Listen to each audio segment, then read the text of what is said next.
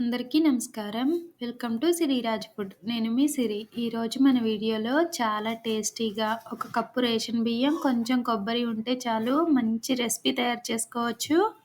అన్నీ మన ఇంట్లో ఉండే వాటితోనే తక్కువ టైంలో, తక్కువ ఖర్చుతో మంచి స్వీట్ రెసిపీ తయారు చేసుకోవచ్చు. ఒక్కసారి ట్రై చేసి చూడండి. ఈ వీడియో మీకు నచ్చితే తప్పకుండా like, share and subscribe friends.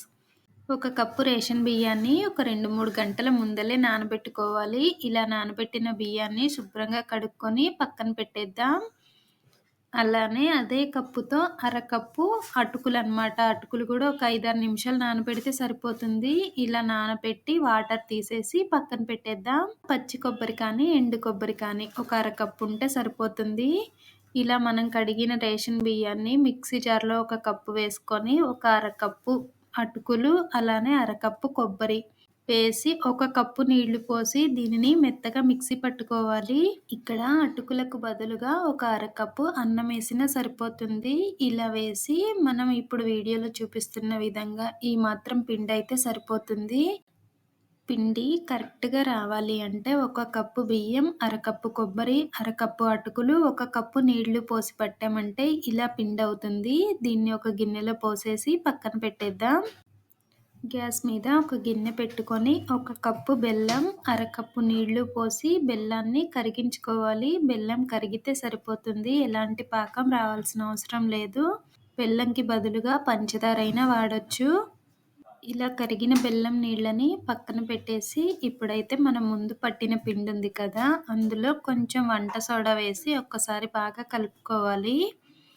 ఇలా కలిసిన తర్వాత కొంచెం ఉప్పు, మనం వంటలో వాడే సాల్ట్ ఉప్పు ఉంటుంది కదా, అది కొంచెం వేసుకొని ఇంకొకసారి బాగా కలిపేసుకొని మనం పట్టిన బెల్లం సిరప్ అనేది కొంచెం కొంచెం వేస్తూ పిండి చక్కగా కలుపుకోవాలి.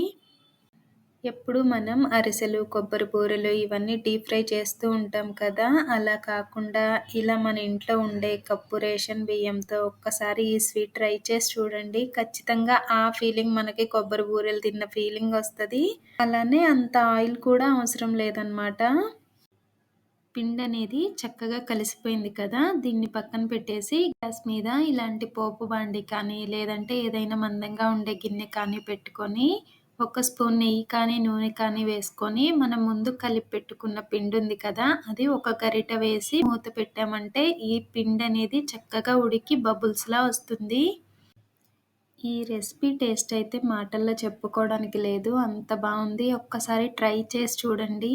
కరెక్ట్గా మన వీడియోలో చెప్పిన కప్పు కొలతలతో పిండి తయారు చేసుకున్నామంటే అసలు రెసిపీ ఫెయిల్ అవ్వడం అనేదే ఉండదు.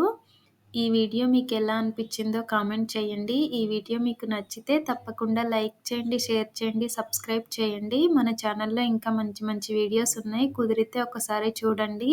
మనం 5K ఫ్యామిలీకి దగ్గరలో ఉన్నాం. సబ్స్క్రైబ్ చేసుకొని వాళ్ళు ఎవరైనా ఉంటే సబ్స్క్రైబ్ చేసుకోండి. మన ఛానల్ని సపోర్ట్ చేయండి. రేపు ఇంకో మంచి వీడియోతో మళ్ళీ కలుసుకుందాం. By bye friends.